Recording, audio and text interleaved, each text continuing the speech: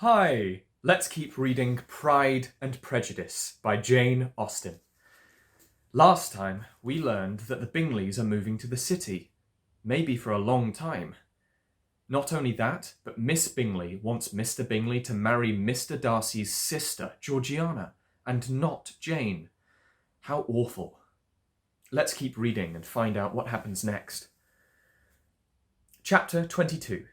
Once again, the Lucases come to dinner, and Charlotte Lucas spends all her time talking to Mr. Collins. Elizabeth doesn't know what's going on, but when Mr. Collins visits Charlotte at the Lucases' estate, we find out that Charlotte and Mr. Collins are now engaged. What? When did that happen? And what could she want with him? Charlotte knows that it's going to surprise Elizabeth. Wouldn't you feel a bit weird if your friend got engaged to the person who just proposed to you? So she tells Mr. Collins not to reveal their secret until the time is right. He keeps his word and finally leaves the Bennets' home, Longbourn House, promising to return soon. I hope not. The next day, Charlotte comes over and tells Elizabeth everything, and she says, "Engaged to Mr. Collins? My dear Charlotte, impossible." I think that's a pretty fair reaction, to be honest, don't you?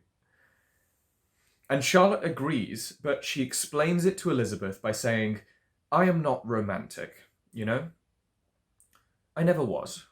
I ask only for a comfortable home, and considering Mr. Collins's character, connection, and situation in life, I am convinced that my chance of happiness with him is as fair as most people can boast on entering the marriage state." I suppose that makes sense. Elizabeth says that she understands, but in private, she thinks to herself, Charlotte, the wife of Mr. Collins, was a most humiliating picture. And to the pang of a friend disgracing herself and sunk in her esteem, was added the distressing conviction that it was impossible for that friend to be tolerably happy in the lot that she had chosen. It's hard to figure out who's right here.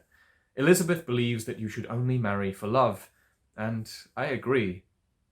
But, on the other hand, Charlotte is thinking sensibly.